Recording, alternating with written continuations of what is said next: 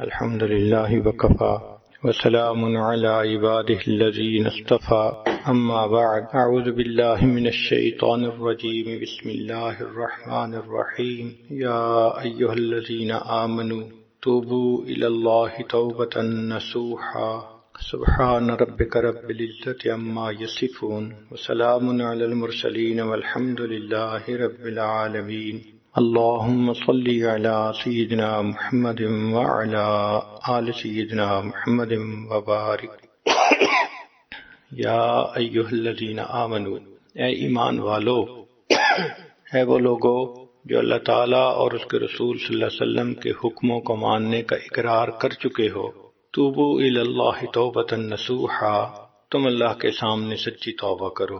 انسان جو کام بھی شریعت کے خلاف کرتا ہے اس کو گناہ کہتے ہیں، اس سے توبہ کرنی اس کے اوپر لازم ہو جاتی ہے۔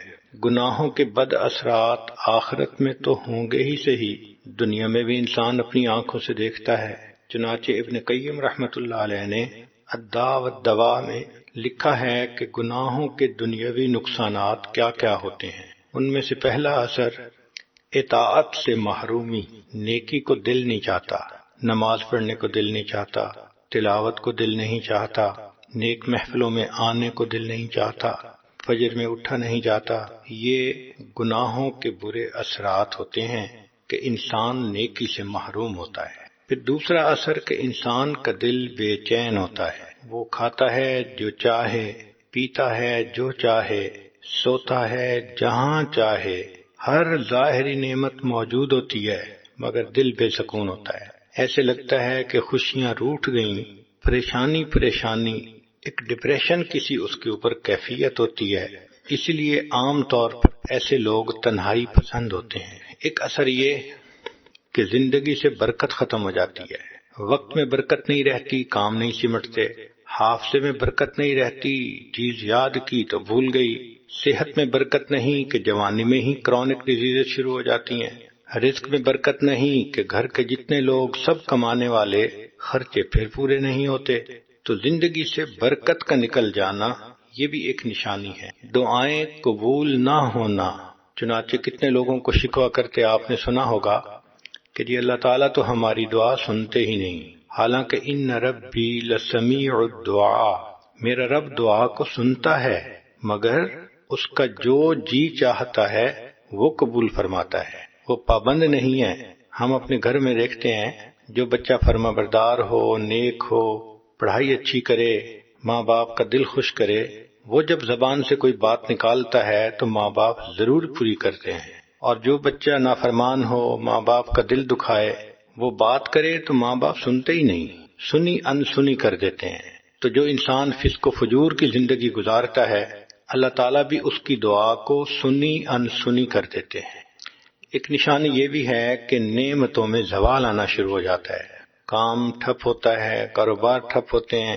ایک وقت تھا لاکھوں لینے تھے، اب ایک وقت ہوتا ہے کہ لاکھوں دینے پڑ جاتے ہیں۔ خود اپنی زبان سے کہتے ہیں ایک وقت تھا مٹی کو ہاتھ لگاتے تھے سونا بن جاتی تھی، آج سونے کو ہاتھ لگاتے ہیں مٹی ہو جاتا ہے۔ پھر کام ادھورے رہتے ہیں، کہتے ہیں جی بیٹی کا رشتہ دیکھنے کے لیے لوگ آتے ہیں، خوش ہو کے جاتے ہیں، دوبارہ کوئی رابطہ نہیں کرتا۔ تو کاموں کا نہ سمٹنا، ادھورا رہنا، یہ بھی گناہوں کا وبال۔ اب ان تمام نقصانات سے بچنے کا ایک ہی حل ہے کہ انسان اپنے گناہوں سے سچی پکی توبہ کرے۔ توبہ کرنے والے بندے کو 4 کام کرنے پڑتے ہیں۔ ایک تو یہ کہ گناہوں کو چھوڑ دینا، دوسرا ان کے اوپر نادم اور شرمندہ ہونا، دل سے یہ آواز نکلے کہ میں نے برا کیا، میں نے اچھا نہیں کیا، میں نے بلنڈر کمٹ کیا تھا، میں آئندہ ایسا ہرگز نہیں کروں گی، میں یہ غلطی دوبارہ نہیں دہراؤں گی۔ جب یہ کیفیت دل کی ہو تو اس کا مطلب کہ واقعی دل نادم اور شرمندہ ہے۔ تیسرا یہ کہ آئندہ نہ کرنے کا عزم جازم، دل میں عہد ہو کہ میں نے آج کے بعد یہ گناہ پھر نہیں کرنا۔ چوتھا، اگر حقوق العباد میں کوتاہی ہوئی تو ان کو واپسی کرنا یا ان سے معافی کروانا۔ توبہ کرنے کا مقصد اللہ کی عظمت ہونی چاہیے، اللہ کا خوف ہونا چاہیے۔ اگر کوئی بندہ کسی اور وجہ سے گناہ کو چھوڑے تو اس کو توبہ نہیں کہتے۔ مثلا لڑکی یہ کہے کہ آئندہ میں کسی غیر محرم سے تعلق نہیں رکھوں گی، بڑی بدنامی ہوتی ہے، اگر بدنامی کے ڈر سے تعلق چھوڑا تو اس کو توبہ نہیں کہیں گے۔ کوئی بندہ اس لیے کہے کہ میں تو یہ گناہ نہیں کرتا، بیمار ہو جاتے ہیں، تو بیماری کے ڈر سے گناہ چھوڑنا یہ بھی توبہ نہیں کہلاتا۔ کوئی کہے میں تو اس لیے گناہ نہیں کرتا کہ پولیس پکڑ لے گی، یہ بھی توبہ نہیں کہلائے گی۔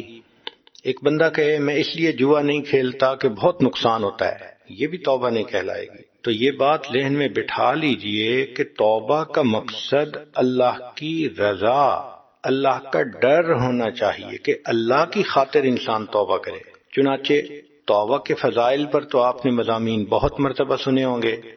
آج کی محفل میں یہ بتایا جائے گا کہ جو توبہ کرنا چاہتا ہے اس کو کیا رکاوٹیں پیش آتی ہیں، اس کے ذہن میں کیا سوالات ہوتے ہیں، جس کے جوابات اسے معلوم ہونے چاہیے، اسے کیا کرنا چاہیے، تو توبہ کو ایگزیکیوٹ کرنے کا پروسیس کیا ہونا چاہیے۔ اس لیے آج کی بات کو دل کے کانوں سے سنیے اور اللہ کے سامنے سچی پکی توبہ کر کے اپنے پچھلے سب گناہوں کو ڈیلیٹ کروا لیجئے۔ تائب کو چند کام کرنے چاہیے۔ ایک تو یہ کہ برے دوستوں سے علیحدگی اختیار کرے۔ اگر کسی گندی نالی کے اندر ایک موتی پڑا ہے اور اس کے اوپر آپ 10 جگ پانی کے ڈالیں تو وہ صاف نہیں ہوگا، پھر پانی ڈالنا بند کریں گے تو پھر اس کے اوپر گندا پانی آ جائے گا۔ ہاں، اس نالی سے باہر نکال کر اگر آدھا جگ بھی پانی ڈال دیں گی تو وہ بالکل صاف پاک ہو جائے گا۔ اسی طرح گندے دوستوں کے ساتھ رہتے ہوئے انسان نیک نہیں بن سکتا۔ ایسے فسق و فجور میں پڑنے والے دوستوں سے علیحدگی اختیار کرنی ضروری ہے۔ امام غزالی رحمۃ اللہ علیہ فرماتے ہیں، یار بد مارے بد سے زیادہ برا۔ فارسی میں یار بد کہتے ہیں برے دوست کو، اور مارے بد کہتے ہیں زہریلے سانپ کو۔ اور یہ بات سمجھ میں بھی آتی ہے، سانپ ڈس لے تو جان ضائع ہو جاتی ہے، اور برا دوست ڈس لے تو ایمان ضائع ہو جاتا ہے۔ اس لیے یار بد مارے بد سے بھی زیادہ برا۔ لیکن آگے امام غزالی رحمۃ اللہ علیہ نے ایک اور بات کہی کہ یار بد شیطان سے بھی زیادہ برا۔ یہ بات پڑھ کر تو ہمیں خود تعجب ہوا، دل میں خیال آیا کہ برا دوست جو بھی ہوگا ہو سکتا ہے کہ کلمہ گو ہو، تو کلمہ گو شیطان سے برا کیسے؟ تو امام غزالی رحمۃ اللہ علیہ نے اس کو بہت خوبصورتی سے ایکسپلین کیا۔ انہوں نے فرمایا کہ شیطان انسان کے ذہن میں برا خیال ڈالتا ہے، وسوسہ ڈالتا ہے۔ اس خیال پہ عمل کرنا یا نہ کرنا یہ بندے کا اپنا اختیار ہوتا ہے، اپنی مرضی ہوتی ہے۔ شیطان خیال ڈالنے کے علاوہ، آئیڈیا دینے کے علاوہ اور کچھ نہیں کر سکتا۔ لیکن جو برا دوست ہوتا ہے وہ ذہن میں برائی کا خیال ہی نہیں ڈالتا، بازو پکڑ کر بندے سے گناہ کا ارتکاب کروا دیتا ہے۔ اس کا مطلب کہ برا دوست شیطان سے بھی زیادہ برا ہوتا ہے۔ اور عجیب بات ہے، ہم اللہ تعالیٰ کے سامنے روزانہ عہد کرتے ہیں، اے اللہ ہم برے دوستوں کو چھوڑ دیں گے، باوضو ہوتے ہیں، مصلی پہ کھڑے ہوتے ہیں، نماز کی حالت ہوتی ہے، ہم دعائے قنوت پڑھتے ہیں، وَنَخْلَعُ وَنَتْرُكُ مَن يَفْجُرُكَ، اے اللہ ہم نے خلو حاصل کر لیا، علیحدگی اختیار کر لی، چھوڑ دیا ہر اس بندے کو جو فاسق و فاجر ہے۔ اب نماز میں تو ہم یہ روز وعدہ کرتے ہیں، دن ہوتا ہے تو وعدے کو توڑ دیتے ہیں۔ سوچئے کیا حال ہوگا ہمارا۔ اس لیے برے دوستوں کو چھوڑنا یہ سب سے پہلا کام۔ دوسرا کام کہ توبہ میں تاخیر یہ بھی گناہ ہے۔ مثال کے طور پہ گناہ کیے تھے جوانی میں، اب کئی سال گزر گئے تو دو طرح کی توبہ لازم ہو گئی، ایک گناہ سے توبہ، دوسرا توبہ کو ڈیلے کرنا یہ بھی گناہ ہے، اس سے بھی توبہ لازم ہو گئی، تو ہمیں دو توبہ کرنی چاہیے۔ تیسرا حرام ممنوع چیزوں کو تلف کر دے۔ مثال کے طور پہ کوئی پکچر کی البم بنائی ہوئی ہے، فن کی خاطر پکچرز لیں، اب اس کا تلف کرنا ضروری، یا اور ایسی ممنوع چیزیں ہیں شریعت میں جائز نہیں تو ان کو بھی تلف کرنا ضروری۔ ایک آدمی اگر سوچے کہ میں ان برتنوں میں شراب پیتا تھا، اب میں نے شراب سے تو توبہ کر لی، ان برتنوں کو دھو کر ان میں اب میں جوس اور پانی پیا کروں گا۔ شریعت کہتی ہے ہرگز نہیں، جو برتن شراب ہی کے لیے بنتے ہیں اگر اس میں تم پانی پیو گے تب بھی تمہیں شراب کی یاد تو ضرور آئے گی۔ جو چیز تمہیں گناہ کی یاد دلائے اس کا بھی ختم کرنا لازم ہے۔ پتہ ہی کاٹ دو، کوئی چیز گناہ کو ریمائنڈ ہی نہ کروا سکے۔ اسی طرح اگر کسی سے غلط تعلق رہا، اس کے میسیجز ڈیلیٹ کرنا، اس کی پکچر ڈیلیٹ کرنا، اس کے گفٹ کو ختم کرنا، یہ سب چیزیں توبہ کے ضمن میں آتی۔ حرام مال سے پرورش پانے والے بدن کو نیکی میں خرچ کرے۔ اگر سود کے مال سے بدن نے پرورش پائی، جھوٹ کے مال نے، بددیانتی کے مال نے، تو جو بدن گناہ کی آمدنی سے پلا بڑھا، اب اس کا حل یہ ہے کہ اس بدن کو نیکی میں خرچ کرے، نماز پڑھے، تلاوت کرے، اللہ کے دین کی دعوت دے، علم حاصل کرے، اللہ کو راضی کرنے کے لیے کوشش کرے، یہ اس کا کفارہ ہے۔ پھر نیک دوست بنانا۔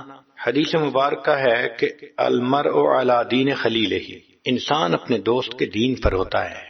جیسے دوست ہوں گے ویسے انسان کے اعمال ہوں گے، تو نیک لوگوں سے دوستی کرنی چاہیے۔ جس عورت نے گناہوں بھری زندگی گزاری اس کو چاہیے کہ اب نیک عورتوں سے اپنا تعلق رکھے، نیک بچیوں سے اپنا تعلق رکھے۔ نیکاں دے لڑ لگیاں میری جھولی وچ پھل پے، تے بریاں دے نال لگیاں میرے اگلے بھی ڈل پے۔ حدیث مبارکہ میں نیک دوست کی مثال عطر کے دکان والے کی سی ہے۔ اگر کسی شخص کی دوستی ہو ایک ایسے بندے سے جو پرفیوم کی دکان کا اونر ہے، اگر یہ اس کے پاس جا کر بیٹھے گا تو اول تو دکاندار دوست اس کو پرفیوم ہی ہدیے میں دے دے گا، نہ بھی دی تو جتنی دیر وہاں بیٹھے گا پرفیوم تو سونگتا ہی رہے گا۔ اور برے دوست کی مثال لوہا جو ہے وہ کوئلے کی دکان والے کی سی ہے کہ اگر کسی کی دوستی کوئلے کی دکان والے کے ساتھ ہے، وہاں جائے گا تو کوئلے ملیں گے، اگر اس نے کوئلے نہ بھی دیے تو کوئلے کی سیاہی تو ضرور ہی ملے گی، کپڑے ہی میلے کر کے آئے گا۔ ایک چوتھی بات کہ توبہ کرنے والا بندہ تائبین کے واقعات کو پڑھتا رہے۔ امت میں جو پہلے مرد گزرے، عورتیں گزریں جنہوں نے گناہوں سے توبہ کی، ان کے واقعات کو پڑھے تاکہ توبہ کے اوپر یہ پکا رہے۔ چنانچہ نبی علیہ الصلوۃ والسلام کے پاس ایک عورت آئی غامدیہ قبیلے کی، اے اللہ کے حبیب صلی اللہ علیہ وسلم مجھ سے بڑا گناہ سرزد ہو گیا۔ نبی علیہ السلام نے چہرے انور دوسری طرف کر لیا، اس نے ادھر سے آ کے پھر کہا، محبوب صلی اللہ علیہ وسلم نے تیسری طرف کر لیا، اس نے پھر کہا، چوتھی طرف کیا۔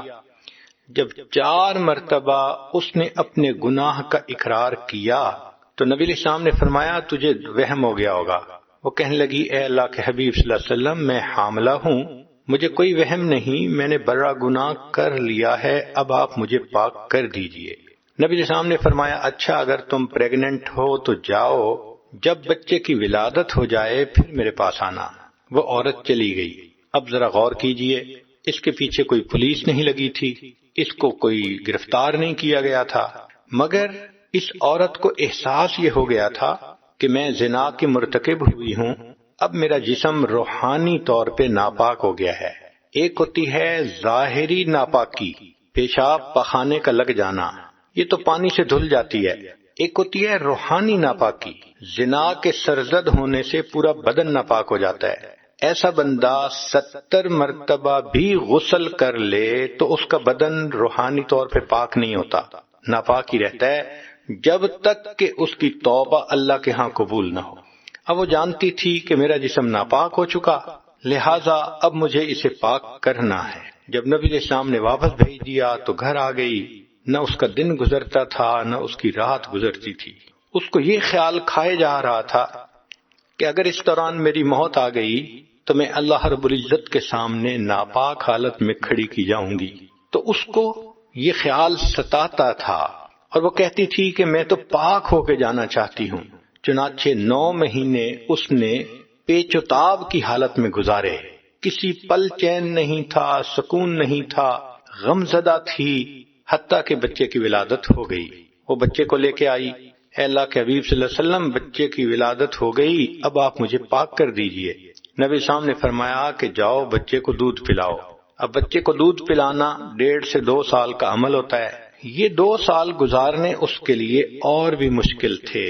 وہ یہی سوچتی تھی کہ موت کا پتہ نہیں، اگر آ گئی تو میرا کیا بنے گا۔ حالانکہ اس کے پاس اتنا ٹائم تھا، وہ اپنی رائے بھی بدل سکتی تھی، وہ کسی دوسری بستی میں بھی چلی جا سکتی تھی، وہ مدینہ طیبہ چھوڑ کے کہیں اور جا کے بس جاتی، مگر اسے فرار ہونے کی ضرورت نہیں تھی۔ وہ اپنی ضمیر کی قیدی تھی، اس کا ضمیر اس کو ملامت کر رہا تھا کہ تم نے اللہ کا حکم توڑا، اب تم ناپاک حالت میں دنیا سے چلی گئی تو یہ دنیا اور آخرت کا نقصان ہے۔ دنیا کی ذلت چھوٹی ہے، آخرت کی ذلت بڑی ہے۔ اور وہ جانتی تھی کہ مجھے رجم کیا جائے گا اور پتھر لگ لگ کے میری موت آ جائے گی۔ نہ اسے موت کا ڈر تھا، نہ اسے قبیلے کی ذلت کی پرواہ تھی، ایک ہی دھن سوار تھی کہ مجھے پاک ہونا ہے۔ چنانچہ وہ اپنے بچے کو لے کر آئی۔ بچے کے ہاتھ میں روٹی کا ٹکڑا تھا، یہ اس بات کی نشانی تھی کہ بچے نے دودھ چھوڑ دیا، اب اس نے سالڈ چیز لینی شروع کر دی۔ نبی علیہ السلام نے پھر حکم دیا کہ ٹھیک ہے، اب اس پر حد جاری کی جائے۔ حد جاری ہوئی۔ جب اس کو پتھر مارنے لگے تو ایک صحابی نے غصے سے یہ کہہ دیا کہ اس کو اپنے قبیلے کی بدنامی کا بھی احساس نہ ہوا۔ تو جب اس نے یہ کہا تو نبی علیہ السلام نے اس صحابی کو کہا کہ اس کو کوئی ایسی بات مت کرو۔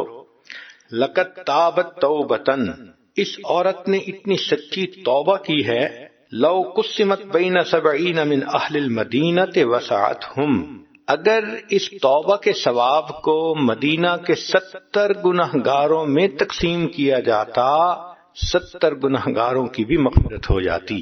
تو ایسے توبہ کرنے والے جو ٹھان لیتے ہیں کہ ہم نے دنیا میں پاک ہونا ہے، اب بتائیں کہ جن لوگوں نے زنا کا ارتکاب کیا اور وہ توبہ کے بغیر دنیا سے چلے جائیں گے تو پھر آخرت کی ذلت الگ ہوگی، جہنم کی سزا الگ ہوگی، اور جہنم کی سزا بھی بہت بڑی کہ زانی مرد عورت کو ایک غار کے اندر ڈال دیا جائے گا اور اس کے منہ پہ چٹان رکھ دی جائے گی، اور اس غار کے اندر اربوں کھربوں بچھو ہوں گے، اسکارپین ہوں گے، اور یہ اسکارپین اس بندے کے جسم پر چڑھ جائیں گے، اس طرح چڑھیں گے کہ جیسے شہد کے چھتے پر شہد کی مکھیاں بیٹھی ہوتی ہیں، اور یہ اسکارپین ایک وقت میں اس کو ڈسیں گے۔ اتنی تکلیف ہوگی، یہ سزا ہوگی کہ تم نے دنیا میں ایسا گناہ کیا کہ تمہارے جسم کے ایک ایک سیل نے مزے پائے، اب تمہیں عذاب بھی وہ ہوگا کہ جسم کے ایک ایک سیل میں بچھو کی زہر جائے گی اور تکلیف ہوگی۔ اب تو گھبرا کہ یہ کہتے ہیں کہ مر جائیں گے، مر کے بھی چین نہ پایا تو کدھر جائیں گے۔ آج وقت ہے کہ ہم ان گناہوں سے سچی پکی توبہ کر کے اپنے آپ کو پاک کر لیں۔ کبھی کبھی توبہ کرنے والے بندے کے ذہن میں یہ خیال آتا ہے کہ میں نے تو اتنے سال گناہ کیے، کوئی گناہ چھوڑا نہیں، کیا میرے سارے گناہ اللہ معاف کر دیں گے؟ جواب، جی ہاں، جتنے بھی گناہ ہوں اللہ تعالیٰ سب کو معاف کر دیں گے۔ چنانچہ فرمایا، اے میرے بندے، اگر تیرے گناہ آسمان کے ستاروں کے برابر ہیں، اگر تیرے گناہ ساری دنیا کی ریت کے ذرات کے برابر ہیں، اگر تیرے گناہ ساری دنیا کے درختوں کے پتوں کے برابر ہیں، اگر تیرے گناہ سمندروں کی جھاگ کے برابر ہیں، تیرے گناہ تھوڑے ہیں، میری رحمت زیادہ ہے، تو توبہ کرے گا، میں تیری توبہ کو پھر قبول کر لوں گا۔ بخاری شریف کی روایت ہے کہ بنی اسرائیل کا ایک آدمی تھا جس نے 100 بندوں کو قتل کیا تھا، توبہ کی نیت سے گھر سے چل پڑا، رستے میں موت آ گئی، اللہ نے صرف اس لیے بخشش کر دی کہ یہ توبہ کی نیت سے چل پڑا تھا۔ اس کا مطلب یہ کہ ہم بھی اگر توبہ کر لیں گے تو یقیناً اللہ ہمارے بھی گناہوں کو معاف فرما دیں گے۔ کبھی کبھی ذہن میں یہ خیال آتا ہے، جی میں تو گناہ چھوڑنا چاہتی ہوں مگر جو میرے دوست ہیں وہ مجھے نہیں چھوڑتے، بد کردار مجھ پہ چڑھائی کرتے ہیں، فلاں شخص نے مجھے فورس کیا، مجبور کیا، میں تمہیں بدنام کر دوں گا، میں تمہاری تصویریں فیس بک پہ دے دوں گا، انٹرنیٹ پہ دے دوں گا، میں اس لیے اس کی بات مان گئی۔ ہرگز نہیں، انسان جب کوئی نیک کام کا ارادہ کر لیتا ہے پھر وہ اس کے اوپر سٹینڈ بھی لے سکتا ہے۔ چنانچہ کعب بن مالک رضی اللہ عنہ کا واقعہ ہمارے لیے ایک مثال ہے کہ ایک سفر میں جانے میں ان سے دیر ہوئی تو نبی علیہ السلام نے سب مسلمانوں کو حکم دیا کہ ان سے بولنا بند کر دو۔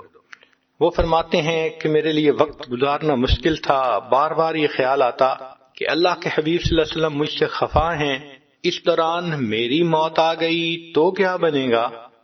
اور اگر اس دوران اللہ کے محبوب صلی اللہ علیہ وسلم نے پردہ کر لیا تو پھر کیا بنے گا؟ میں اکیلا اپنے گھر میں تھا، حتیٰ کہ بیوی نے بھی مجھ سے بات کرنا بند کر دی۔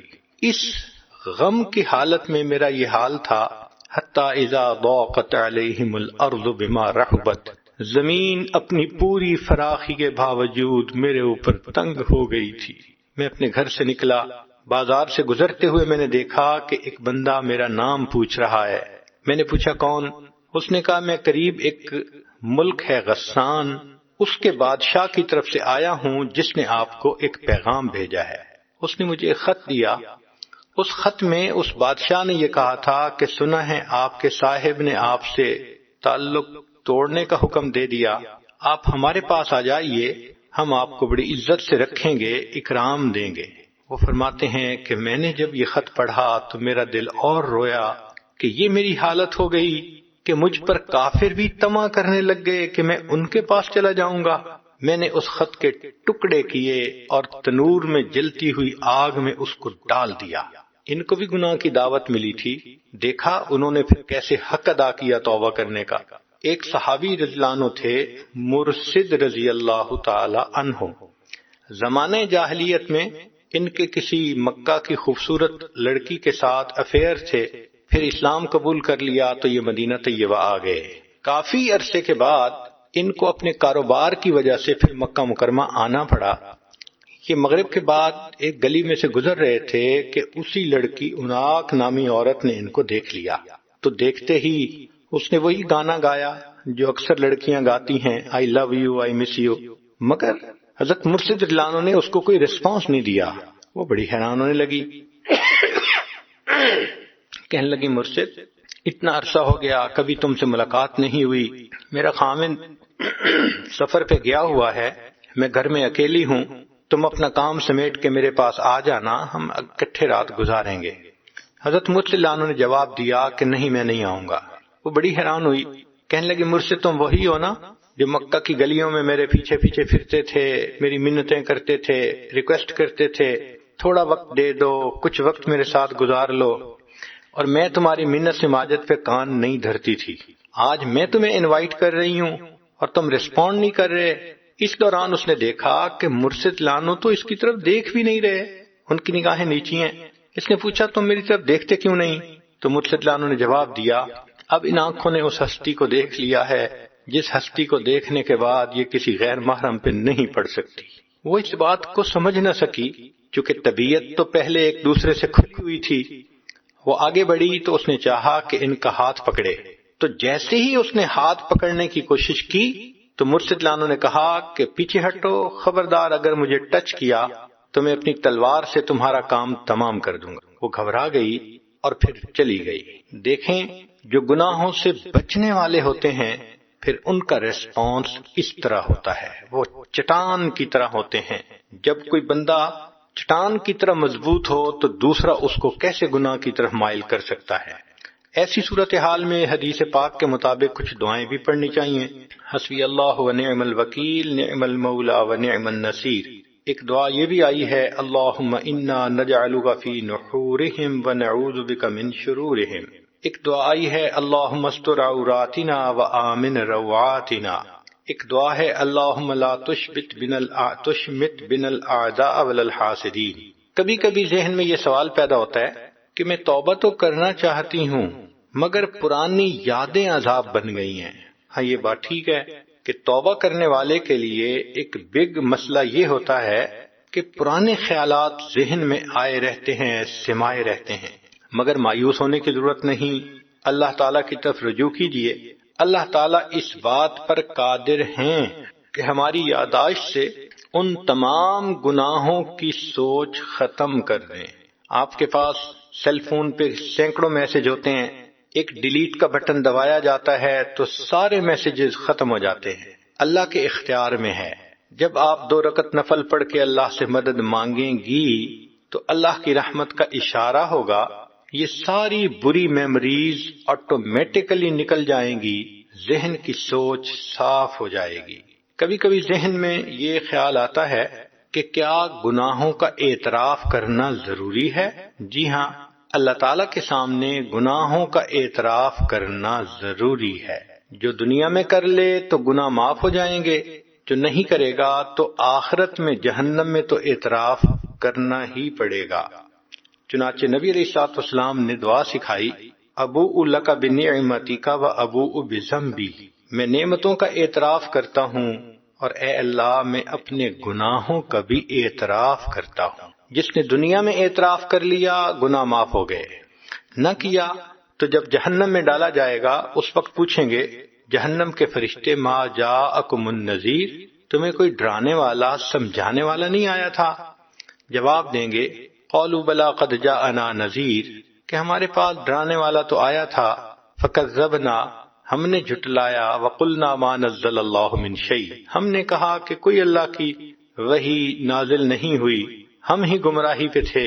پھر آخر پر وہ کنکلوڈ کریں گے لو کنا نسمع، اے کاش اگر ہم سن لیتے، او نعقل، اور ہمارے اندر عقل کی رتی ہوتی، ما کنا فی اصحاب السعیر، تو ہم جہنم کے اندر نہ آتے، فاعترفوا بذنبہم فسحقا لاصحاب السعیر۔ اللہ فرماتے ہیں جہنم میں اپنے گناہوں کا اعتراف کریں گے، تو بجائے اس کے کہ جہنم کی آگ میں جل کے اعتراف کریں، یہ بہتر ہے کہ دنیا میں ندامت کی آگ میں جل کر اعتراف کر لیں۔ اس لیے تنہائی میں اللہ کے سامنے اپنے گناہوں کا اعتراف کرنا، نادم ہونا، شرمندہ ہونا، آنسو بہانا اور پھر توبہ کرنا یہ ضروری ہے۔ کبھی کبھی ذہن میں یہ خیال آتا ہے میں گناہوں سے بچنا تو چاہتی ہوں، میں کمزور ہوں، بچ نہیں سکوں گی۔ بھائی ہم کمزور ہیں، اللہ تعالیٰ تو قوی ہیں، وہ گناہوں پہ بچا لینے سے قادر ہیں۔ اگر ہم نیت کر لیں گے اور دعا مانگیں گے تو اللہ ہماری مدد فرمائیں گے۔ علماء نے لکھا ہے جو شخص گناہ سے بچنے کے لیے اللہ سے مدد مانگتا ہے، اللہ تعالیٰ فرماتے ہیں میرے بندے تیری مدد کرنا میرے اوپر لازم ہو جاتی ہے۔ ایک اور بھی حل ہے کہ اگر بندہ خود گناہوں سے نہ بچ سکے تو کسی اللہ والے کے ساتھ مل کر توبہ کے کلمات پڑھ لے۔ یہ جو کسی نیک بندے کے ساتھ مل کر توبہ کے کلمات پڑھنے ہوتے ہیں، اس کی اپنی برکت ہے۔ اللہ تعالیٰ قرآن مجید میں صحابہ کے بارے میں فرماتے ہیں فاستقم کما امرت ومن تاب معک، اے میرے محبوب صلی اللہ علیہ وسلم آپ بھی شریعت کے اوپر پکے رہیے، اور جو آپ کے ساتھ مل کر توبہ تائب ہوئے، ومن تاب معک، تو یہ صحابہ کی ایک فضیلت تھی کہ انہوں نے نبی علیہ الصلوۃ والسلام کے ساتھ مل کر توبہ کے کلمات پڑھے تھے، جس کا تذکرہ ہوا ومن تاب معک۔ چنانچہ صحابہ پر اللہ کی رحمتیں ہو گئیں۔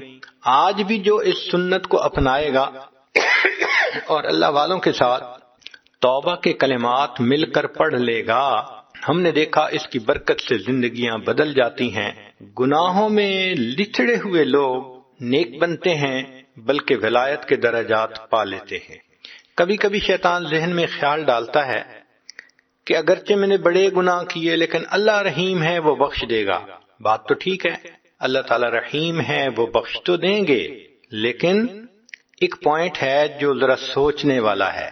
علماء نے لکھا ہے کہ بعض گناہ ایسے ہوتے ہیں کہ زندگی میں بد اثرات بھی ہوتے ہیں اور موت کے وقت بھی بد اثرات اس کے ظاہر ہوتے ہیں۔ مثال کے طور پہ بد نظری کا گناہ۔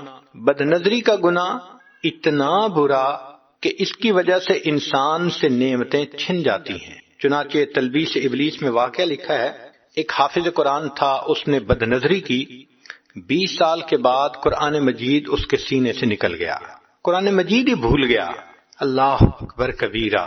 اس عاجز نے ایک مرتبہ حضرت مرشد عالم رحمت اللہ علیہ سے یہ سوال پوچھا، حضرت میں کم علم ہوں، عمر کا بھی چھوٹا ہوں، بہت ساری باتیں سمجھ میں مجھے نہیں آتی، اگر آپ اجازت دیں تو میں آپ سے پوچھ لیا کروں۔ فرمایا پوچھو۔ تو میں نے یہ سوال پوچھا کہ حضرت یہ جو واقعہ لکھا ہے کہ ایک حافظ قرآن تھا، اس نے شہوت کی نظر سے کسی کو دیکھا، 20 سال کے بعد قرآن پاک بھول گیا، یہ بہت بڑی سزا ہے ایک گناہ پر۔ تو حضرت مرشد عالم رحمۃ اللہ علیہ نے جواب دیا کہ اصل معاملہ یہ ہے کہ یہ جو محبت کا معاملہ ہے یہ اللہ کی غیرت کا معاملہ ہے۔ اللہ تعالیٰ چاہتے ہیں کہ انسان اپنے دل میں اپنے اللہ کو بسائے، اس کی ساری محبتیں اللہ کے لیے، چاہتیں اللہ کے لیے۔ جب یہ محبت اور چاہت اللہ کی بجائے انسان خلاف شرع کسی اور کی طرف کرتا ہے تو ایسا ہی ہے جیسے بیوی کو غیر عورت کی طرف خاوند دیکھے تو غیرت آتی ہے، وہ تڑپ جاتی ہے، کیوں میرا خاوند دیکھ رہا ہے۔ اللہ تعالیٰ بھی اس پر غیرت فرماتے ہیں، اور یہ اللہ تعالیٰ کی غیرت ہی کا معاملہ ہے کہ دوسرے کو کہنا آئی لو یو، میں تمہارے بغیر رہ نہیں سکتا، تم میری زندگی ہو، تمہارے بغیر زندگی کا تصور نہیں۔ جب غیر محرم کو یہ الفاظ کہتا ہے بندہ تو اللہ کو غیرت آتی ہے کہ محبتیں تو میرے لیے تھیں، نعمتیں میں نے دیں، میں نے پیدا کیا، اب یہ محبتیں شیطانی کام کی خاطر یہ دوسروں سے جتا رہا ہے۔ اس پر اللہ کو کئی مرتبہ ایسی غیرت آتی ہے، اللہ تعالیٰ اس بندے سے ایمان کو سلب کر لے۔ تو موت کے وقت اکثر و بیشتر زنا کا گناہ کرنے والا بندہ ایمان سے محروم ہو جاتا ہے۔ اب اگر ایمان سے ہی محروم ہو گیا تو بتائیں پھر اللہ کیسے اس کو بخشیں گے قیامت کے دن؟ بخشش تو ان کے لیے ہوگی جو ایمان کے ساتھ قیامت کے دن کھڑے ہوں گے۔ اس لیے یہ گناہ جو انسان سیل فون کے ذریعے کرتا ہے، فیس بک، انٹرنیٹ، یہ مصیبت اتنا بڑا گناہ ہے کہ اکثر و بیشتر یہ ایمان سلب ہونے کا ذریعہ بن جاتا ہے۔ اس گناہ سے بہت زیادہ بچنے کی ضرورت ہے۔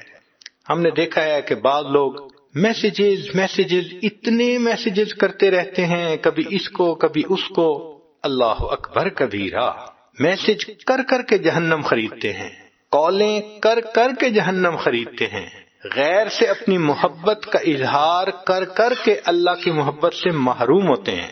اس لیے اس گناہ سے سچی توبہ کرنی ضروری ہے۔ علماء نے لکھا ہے کہ ان گناہوں کی وجہ سے موت کے وقت انسان کی زبان پہ فالج پڑ جاتا ہے اور انسان کلمہ پڑھنے سے محروم ہو جاتا ہے۔ ایک بزرگ فرماتے تھے، اے دوست، تیرا توبہ کی امید پر گناہ کرتے رہنا اور زندگی کی امید پر توبہ کو مؤخر کرتے رہنا تیرے عقل کے چراغ گل ہونے کی دلیل۔ کبھی ذہن میں یہ خیال آتا ہے، کیا ایک گناہ کرتے ہوئے دوسرے گناہ سے توبہ ہو سکتی ہے؟ جی ہو سکتی ہے۔ مثال کے طور پہ ایک عورت کہتی ہے، میں دفتر میں کام کرتی ہوں، نماز بھی نہیں پڑھتی، پردہ بھی نہیں کرتی۔ اب اگر میں نماز پڑھنا شروع کر سکتی ہوں گو کہ ابھی پردہ نہیں کر سکتی، تو کیا یہ ممکن ہے؟ جی ممکن ہے۔ ممکن ہے کہ اس نیک کام کی ابتدا کرنے سے اللہ دوسرے کام کی بھی توفیق عطا فرما دے۔ جس گناہ کو بھی چھوڑ سکتے ہیں اس کو تو چھوڑے نا، اور جس کو سمجھتے ہیں کہ ابھی نہیں چھوڑ سکتے پھر اللہ اس کی بھی توفیق عطا فرما دیں گے۔ کبھی ذہن میں یہ خیال آتا ہے، کیا توبہ کی اور میں نے اتنا عرصہ یہ گناہ نہیں کیا، پھر میں گناہ کر بیٹھی تو پھر گناہ کرنے سے پہلی توبہ ٹوٹ گئی؟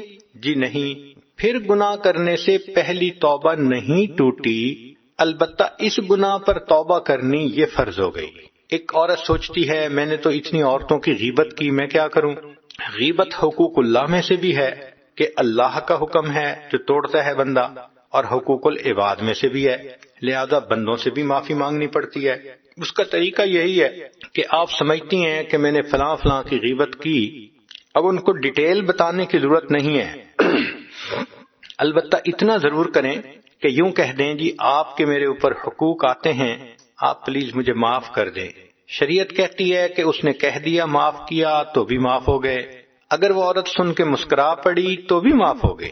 زندگی میں معافی مانگنا آسان ہے، قیامت کے دن کوئی کسی کو معاف نہیں کرے گا۔ ہمارے ایک بزرگ تھے، ان کی بہت اچھی عادت تھی کہ جب بھی وہ کسی سے جدا ہونے لگتے تھے تو یوں کہتے تھے، آپ کے تو میرے اوپر بڑے حقوق ہیں، میں پورے نہیں کر سکا، آپ مجھے اللہ کے لیے معاف کر دیجیے۔ سبحان اللہ، کاش کہ ہم بھی اس کو اپنی عادت بنا لیں، چھوٹا بڑے سے معافی مانگ لے، بڑا چھوٹے سے مانگ لے، بیوی خاوند سے مانگ لے، خاوند بیوی سے مانگ لے، دوست سے مانگ لے، دنیا میں معاف کروانا آسان، کل قیامت کے دن اگر اللہ نے پوچھ لیا بتا تو نے فلاں کو کمینہ کیوں کہا تھا، تو نے فلاں کو بے ایمان کیوں کہا تھا، جب انبیاء تھراتے ہوں گے وہاں ہم اس کا جواب کیا دے پائیں گے؟ آج ان گناہوں کی معافی مانگ لیں تاکہ اللہ تعالیٰ قیامت کے دن کی شرمندگی سے محفوظ کرے۔ ایک بندہ کہتا ہے جی کہ میرے تو بہت ساری نمازیں قضا، روزے قضا، حج قضا، تو بھائی جس طرح کسی کا قرض دینا ہو اور بندہ نہ دے سکے تو بھائی انسٹالمنٹس بنا لی جاتی ہیں، اسی طرح اگر زندگی کے 20 سال کی قضا نمازیں ہیں تو آپ 5 نمازیں روزانہ پڑھنی شروع کر دیں۔ اول تو اللہ نے زندگی دی تو 20 سال میں آپ کی نمازیں قضا مکمل ہو جائیں گی، اور اگر پہلے اللہ نے اٹھا لیا تو نامہ اعمال میں یہ تو لکھا ہوگا نا کہ یہ قسطیں جمع کرواتا تھا، تو اس کی برکت سے اللہ تعالیٰ بقیہ نمازوں کو معاف فرما دیں۔ اگر کسی نے چوری کی تو چوری کا مال واپس لوٹانا یہ ضروری، اگر وہ سوچے کہ بندہ فوت ہو گیا تو اس کے ورثاء کو لوٹا دیں۔ اگر کہے جی کہ مجھے ورثاء کا بھی پتہ نہیں ہے تو علماء نے کہا کہ اس مال کو اللہ کے راستے میں اس نیت سے خرچ کریں کہ جو قیامت کے دن اس کا ثواب ہوگا اللہ تعالیٰ وہ اس بندے کو عطا کر دے جس کا یہ حق تھا۔ جو گناہ کیے اب ان گناہوں کا کفارہ ویسے ہی نیک اعمال کرے۔ مثال کے طور پہ ایک بندہ شراب پیتا تھا، اب اس کو چاہیے کہ جو غریب لوگ ہیں ان کے لیے پانی کا بندوبست کرے، گرمی کے موسم میں ٹھنڈے پانی کا بندوبست کرے۔ جو زنا کا مرتکب ہوتا تھا اس کو چاہیے کہ نیک لوگوں کی شادی میں ان کی ہیلپ کرے جن کی شادی صرف اسباب نہ ہونے کی وجہ سے رکی ہوئی ہوتی ہے۔ جو چاہتا تھا کہ میں اپنے جسم کو گناہوں میں استعمال کیا تو بھئی اب اللہ کے راستے میں نکلو تاکہ یہ جسم نیکی کے اوپر خرچ ہو، نوافل پڑھیں، تلاوت کریں، حج کریں، عمرہ کریں، دین کی دعوت دیں، دین کا علم حاصل کریں۔ ان کاموں میں اپنے آپ کو مصروف کر دینے سے پچھلے گناہوں کا کفارہ ہو جاتا ہے۔ اگر غیر محرم سے محبت کی تو اب اللہ سے محبت کریں، اللہ کے لیے اداس ہوں، اللہ سے تنہائی میں بیٹھ کے مناجات کریں، قرآن کے ذریعے اللہ سے ہم کلامی کریں۔ پہلے لمبے لمبے فون کرتی تھیں غیر محرم کو، اب لمبی لمبی تلاوت کر کے اپنے رب سے ہم کلامی کر لیں۔ تو گناہوں کا کفارہ ان نیک اعمال کے ذریعے سے ہو سکتا ہے۔ آخری بات یہ رہ گئی کہ توبہ کا طریقہ کیا ہے۔ سیدنا صدیق اکبر رضی اللہ تعالی عنہ نے ایک حدیث پاک میں روایت کی کہ نبی علیہ السلام نے فرمایا ما من رجل یذنب ذنبا ثم یقوم فیتطہر ثم یصلی رکعتین ثم یستغفر اللہ غفر اللہ لہ۔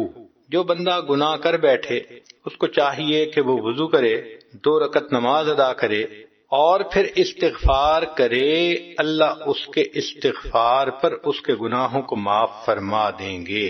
گناہ سے توبہ کرتے ہوئے کیفیت کیا ہونی چاہیے اس بارے میں بھی ذرا سن لیجئے۔ بنی اسرائیل کے ایک نوجوان کا واقعہ ہے جو ہمارے لیے سبق ہے۔ یہ ایسا نوجوان تھا کہ جو گناہ کا عادی تھا، گناہ کرتا تھا، لوگ سمجھاتے تھے، پھر گناہ کرتا تھا، پھر کرتا تھا، حتیٰ کہ لوگ اتنے تنگ آ گئے کہ انہوں نے فیصلہ کیا اب اگر یہ گناہ کرے گا تو ہم اس کو سزا بھی دیں گے، مار پیٹ بھی کریں گے، اور اس کو ہم یہاں سے دھکا دے کر شہر سے نکال دیں گے، یہ یہاں رہنے کے قابل نہیں۔ وہ کچھ عرصہ گناہ سے رکا رہا، پھر اس نے وہی گناہ کیا، چنانچہ لوگوں نے اس کو دھکے دے کر شہر سے نکال دیا، اس کی ذلت بھی ہوئی، گھر سے بھی نکل گیا۔ شہر کے دروازے کے بالکل سامنے ویرانہ تھا، وہاں کچھ درخت تھے، وہ نوجوان وہاں جا کر بیٹھ گیا۔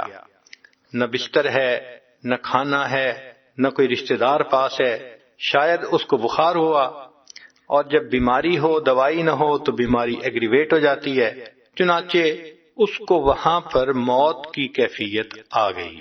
اس واقعے کو وہب ابن منبہ رحمۃ اللہ علیہ نے نقل کیا ہے، ذرا سن لیجئے۔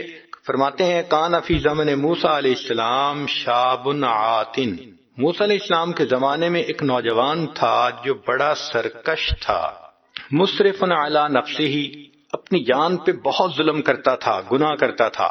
فاخرجوہ من بینہم لسوء فعلہ، چنانچہ بستی والوں نے اس کے بدکاریوں کی وجہ سے اس کو دھکے دے دے کر اپنی بستی سے نکال دیا تھا۔ فحضرته الوفاة فی خربۃ علی باب البلد، شہر کے دروازے کے سامنے ویرانے میں اس بندے کو موت کی کیفیت آ گئی۔ جب اس کو موت آئی فأوحى اللہ تعالی الی موسیٰ علیہ السلام، اللہ تعالیٰ نے موسیٰ علیہ السلام کی طرف وحی نازل فرمائی، اے میرے پیارے پیغمبر اسلام، ان ولی من اولیائی حضرہ الموت، میرے اولیاء میں سے ایک ولی کو موت آ گئی ہے، فاحذرہ، آپ وہاں جائیں، وغسلہ، اور اس کو غسل دیجئے، وصلی علیہ، اور اس کی نماز جنازہ پڑھیے، وکل من کثر عصیانہ، اور کہہ دیجئے کہ جس بندے کے گناہ بہت زیادہ ہوں، یحضر جنازتہ، وہ اس کا جنازہ آ کر پڑھ لے، لأغفر لہم، میں جنازہ پڑھنے والوں کی مغفرت کر دوں گا، واحملہ الیہ، اور میرے اس ولی کو میری طرف پہنچا دیجئے، لأکرم مثواہ، تاکہ میں اس کو بہترین ٹھکانہ دوں۔ جب موسیٰ علیہ السلام پر وحی اتری، فنادا موسیٰ علیہ السلام فی بنی اسرائیل، موسیٰ علیہ السلام نے بنی اسرائیل میں اس بات کا اعلان کروا دیا، اناؤنسمنٹ کروا دی، لوگوں ایک ولی کا جنازہ ہے، جو پڑھے گا اس کی بھی بخشش ہو جائے گی۔ فکثر الناس، لوگ بہت کثیر تعداد میں جنازہ پڑھنے کے لیے وہاں پہنچ گئے۔ فلما حضروہ، جب وہاں پہنچے، عرفوہ، انہوں نے اس شخص کو پہچان لیا، فقالو، کہنے لگے، یا نبی اللہ، اے اللہ کے پیارے نبی علیہ الصلوۃ والسلام، ھذا ھو الفاسق، یہ تو وہی گناہگار نوجوان ہے، الذی اخرجناہ، جس کو ہم نے بستی سے دھکے دے کے نکال دیا تھا، یہ تو اتنا بدکار انسان ہے۔ فتعجب موسیٰ من ذلک، موسیٰ علیہ السلام بھی اس بات پر بڑے حیران تھے۔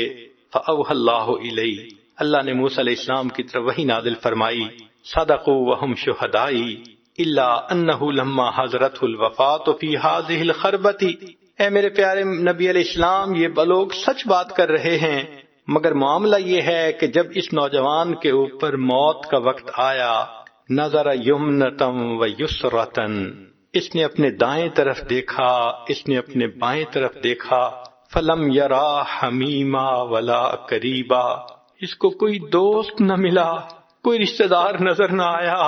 یہ اس وقت بڑا دکھی ہوا، اللہ کوئی میرا یار ہوتا، میرے ساتھ یاری کرتا، کوئی دوست ہوتا، غمخواری کرتا، میری ماں نہیں، محبت کا اظہار کرتی، بیوی نہیں، میرا غم بانٹتی، اللہ میں تنے تنہا ہوں، میرا کوئی نہیں، اللہ تیرے سوا، اے اللہ مجھے شہر سے بھی دھکے دے دیے گئے، میں بے یار و مددگار ہوں، اللہ میرا کوئی نہیں، اے اللہ۔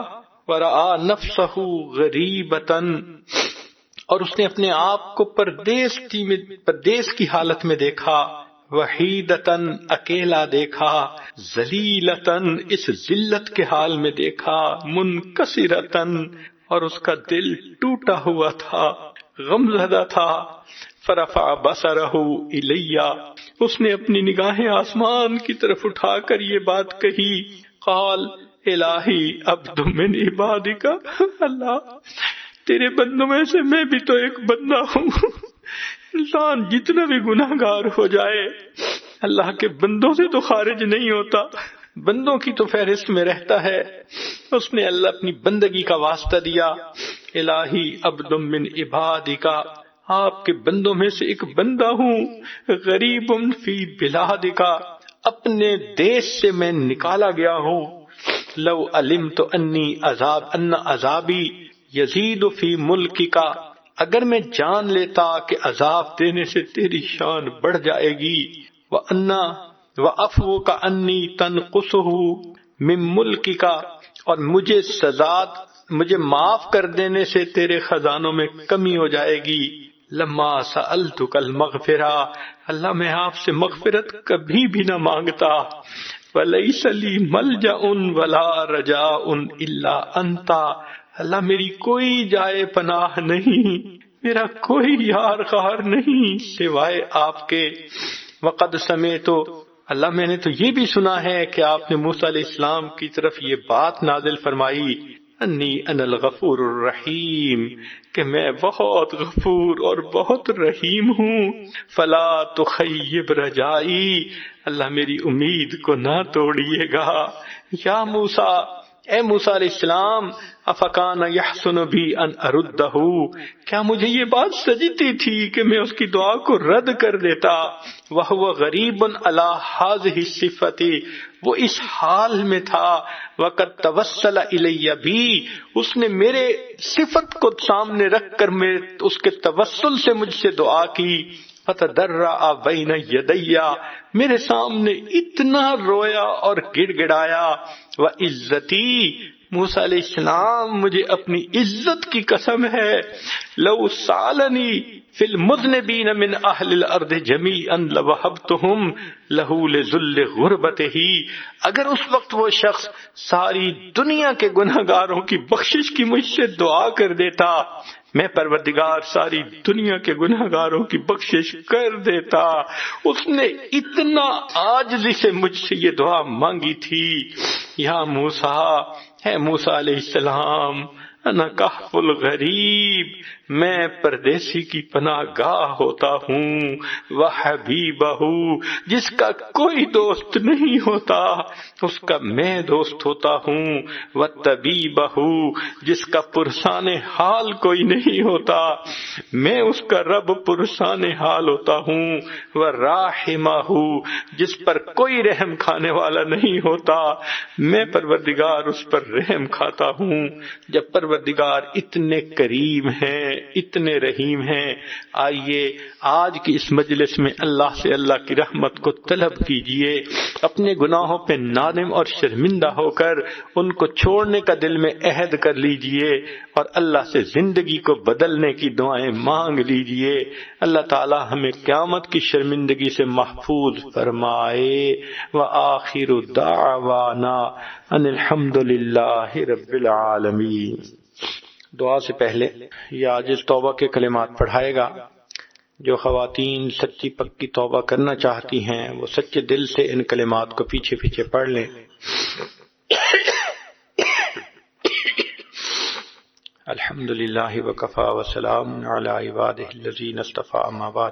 یہ کلمات سچے دل کے ساتھ پیچھے پیچھے پڑھیے۔ بسم اللہ الرحمن الرحیم، لا الہ الا اللہ محمد الرسول اللہ، آمنت باللہ وملائکتہ وکتبہ ورسلہ والیوم الآخر والقدر خیرہ وشرہ من اللہ تعالی والبعث بعد الموت، آمنت باللہ کما ہوا باسمائہ وصفاتہ وقبلت جمیع احکامہ، اقرار باللسان وتصدیق بالقلب، اشہد ان لا الہ الا اللہ واشہد ان محمدا عبدہ ورسولہ، استغفر اللہ ربی من کل ذنب واتوب الیہ برحمتک یا ارحم الراحمین۔